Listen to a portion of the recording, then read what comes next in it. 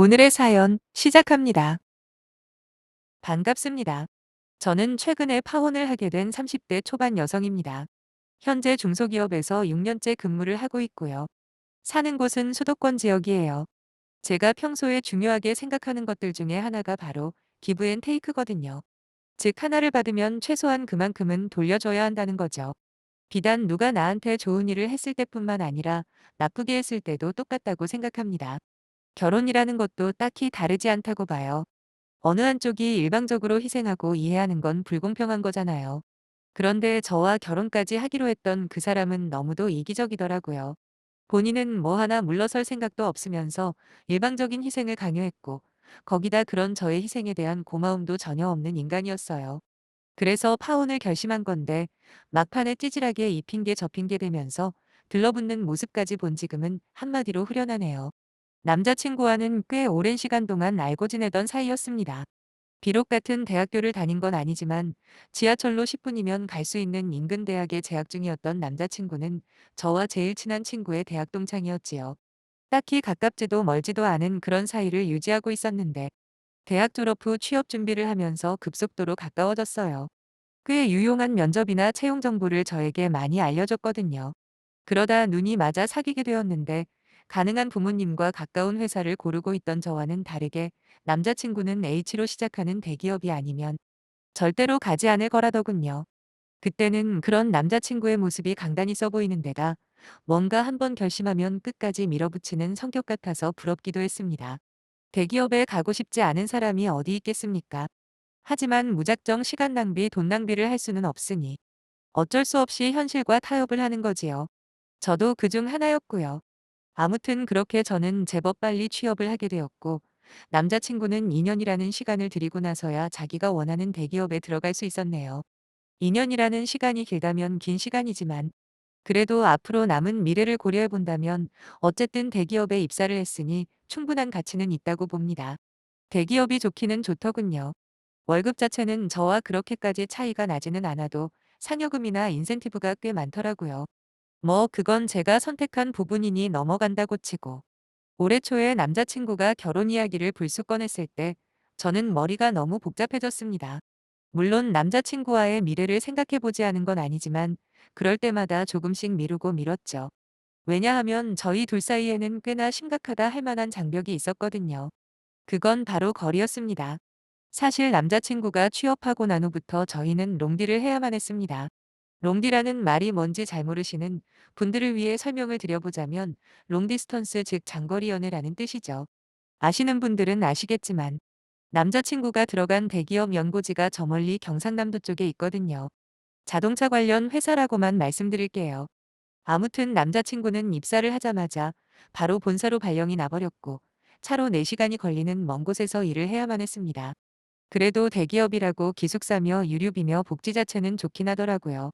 문제는 제가 살고 있는 곳이랑 남자친구가 자리를 잡은 곳이랑 너무 멀다는 거였어요.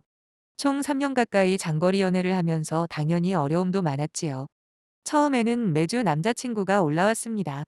남자친구가 취업 준비생일 때 이미 저는 돈을 벌고 있었기 때문에 데이트 비용 같은 건 주로 제가 부담을 했거든요. 그렇다고 엄청나게 큰 돈을 쓴 건 아니고요.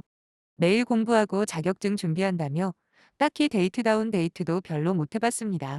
아무튼 그런 저에게 신세를 갚겠다며 매주 자기가 올라오던 남자친구도 어느 정도 시간이 지나니까 지쳐가는 게 눈에 보이더라고요. 그래서 그때부터는 한 번씩 교대로 움직였어요. 중간 거리에서 만나기도 하고 하면서 관계를 이어왔습니다. 그렇지만 연애랑 결혼은 완전히 차원이 다른 영역이잖아요. 제가 남자친구와 결혼을 한다는 건 여태까지 쌓아온 제 경력을 전부 포기하고 남자친구 회사가 있는 지역으로 옮겨야 한다는 의미이며 거기다 일적인 부분을 떠나서라도 저의 인간관계까지 모두 걸려있는 뜻이거든요. 그리고 딱히 남자친구에게 물어보지는 않았지만 부모님 등골을 빨아먹으며 겨우 들어간 대기업인데 저와 결혼하겠다고 그걸 전부 포기하겠습니까? 그래서 고민이 많이 되었던 거고요. 저도 지금 회사에서 자리 잡은 지 꽤 오래고 연봉을 포함해서 대우도 많이 좋아졌습니다.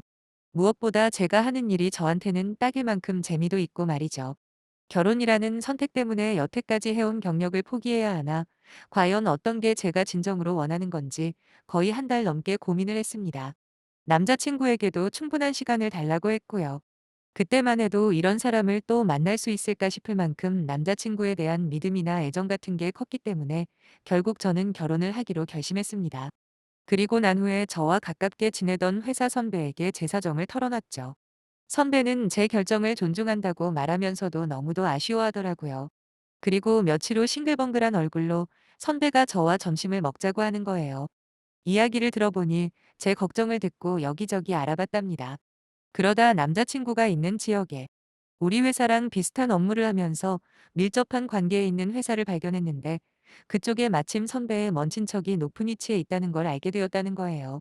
물론 결혼을 하고도 맞벌이를 생각하고는 있었지만 아무런 연고도 없는 곳에서 어떻게 괜찮은 일자리를 구해야 하나 막막하던 차였는데 어찌나 고맙던지요. 선배는 그 회사에 들어가게 되면 경력이 끊기는 것도 아니고 비록 지금 다니는 회사보다 월급은 당연히 적어지겠지만 자기 친척 말로는 사장님이 진짜 좋은 분이랍니다. 그리고 가족 같은 분위기의 회사라고 생각 있으면 언제든 말하라네요. 쇳불도 단김에 빼랬다고 저는 곧장 선배에게 부탁해서 며칠 후 약식 면접 같은 걸 진행했습니다. 꽤나 긍정적으로 면접은 진행이 되었고 별다른 사건 사고만 없으면 결혼하고 그 회사로 출근하는 걸로까지 이야기가 되었어요. 그렇게 저는 남자친구에게 결혼 승낙 의사를 알렸습니다. 솔직히 장거리 연애 기간까지 포함하면 무려 7년을 넘게 알고 지낸 사이예요. 남자친구에 대한 웬만한 건 모두 알고 있다고 생각했는데 여지껏 한 번도 보지 못한 남자친구의 이기적인 모습을 볼 줄은 상상도 못했습니다. 맨 처음 남자친구와 삐걱거리기 시작한 건 바로 돈 문제였네요. 아시다시피 결혼 준비는 돈으로 시작해서 돈으로 끝난다고 해도 과언이 아니잖아요. 남자친구에 비해 박봉임에도 불구하고 저는 매년 2천만 원씩 모아왔고 그래서 총 8천만 원 넘게 가지고 있었죠. 하지만 2년 풀로 근무한 남자친구가 모은 돈은 겨우 2천만 원밖에 안 되길래 제가 그 이유를 물어봤더니 취직하고 1년 동안은 버는 족족 부모님 안에 드렸답니다. 자기가 취직 준비하면서 부모님께 신세만 졌다면서요. 오케이 거기까지는 이해했어요. 저 같은 경우에는 중간에 공백이 거의 없다시피 바로 취직을 했으니까 남자친구와는 사정이 다르다고 판단을 한 거죠. 거기다 아무래도 직업적인 안정성이나 비전 측면에서는 비교가 안 되니까 별 불만 없이 받아들인 거였습니다. 대신에 결혼 자금이 적다 보니까 딱히 허례허식은 모두 하지 않기로 합의를 봤어요. 뭐 예물 예단 그런 거 있잖아요. 신혼집 같은 경우에는 회사에서 지원해주는 사택을 신청하면 되는 거니까 혼수만 실속 있게 한다면 충분히 결혼하는 데 지장은 없을 줄 알았습니다. 그런데 그 말을 한 지 얼마 지나지 않아서 남자친구가 말을 바꾸더라고요. 남자친구 어머님께서 남들 보는 눈이 있는데 기본적인 예단을 받았으면 좋겠다고 말이죠. 딱히 누가 더해가고 덜해가는지 따지고 싶지는 않았지만 그래도 저는 회사도 옮겨야 하고 정든 가족 친구 모두 두고 떠나는 입장에서 무슨 예단까지 해오라는 건지 짜증이 올라오는 겁니다.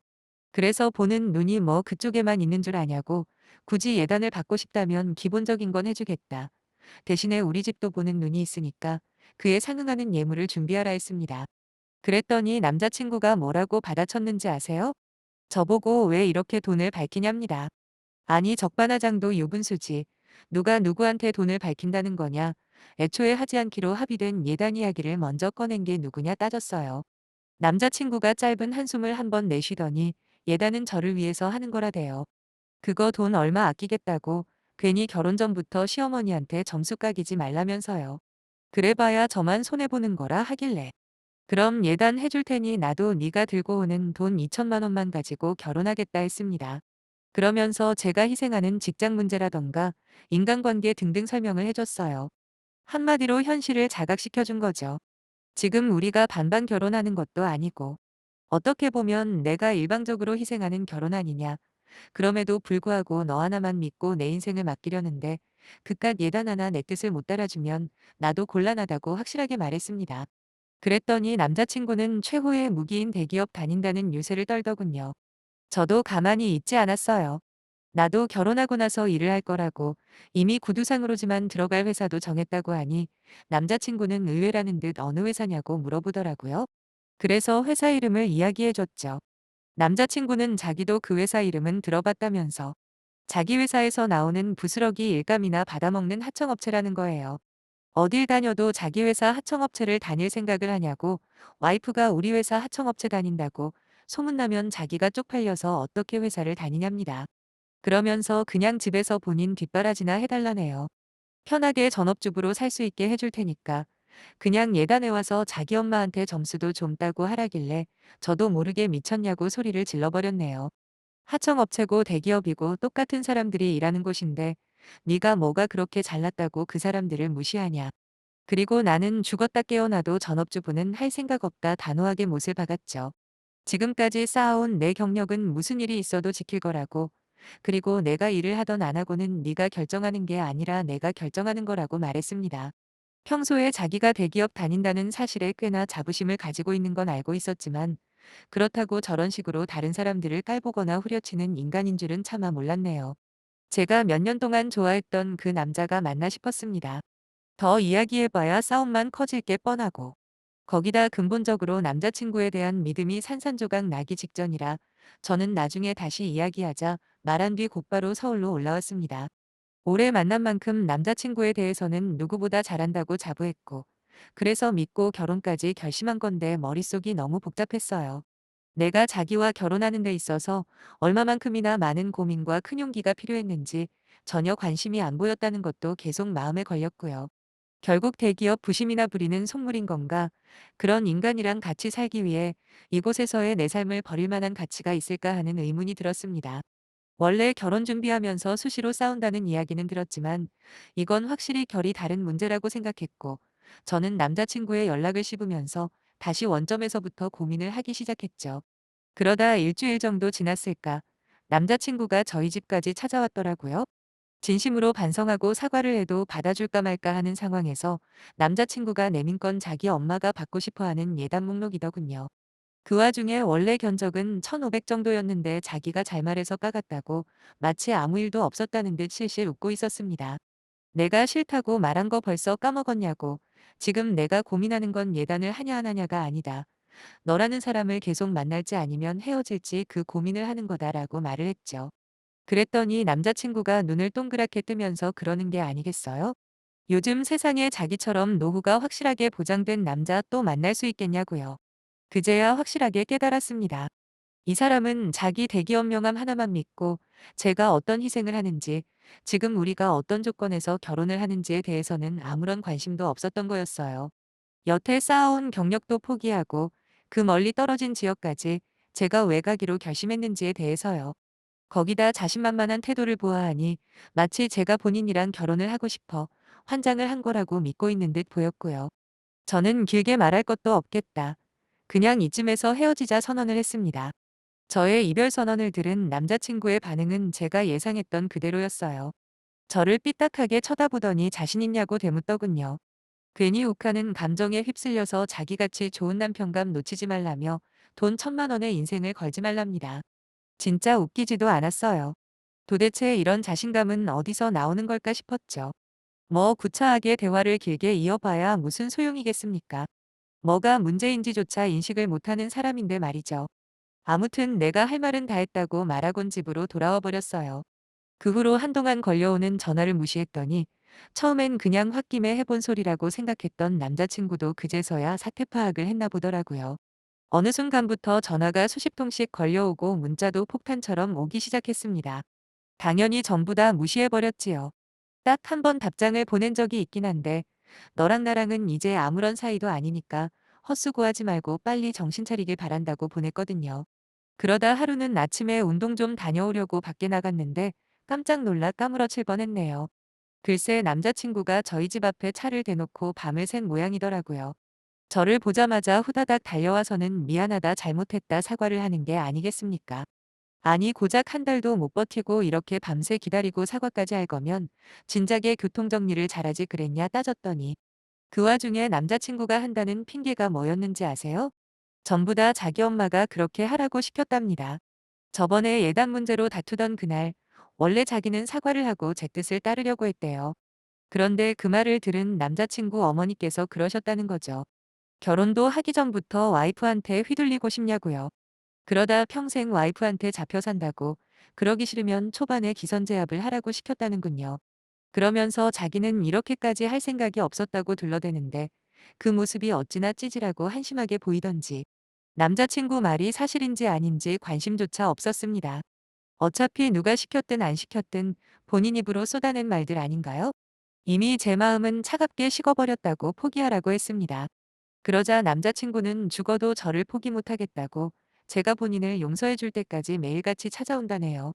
티끌만큼도 마음이 움직이지 않았죠. 세상에 남자가 너 하나만 남았다고 해도 너랑은 여기지 않을 거라고 말해줬습니다.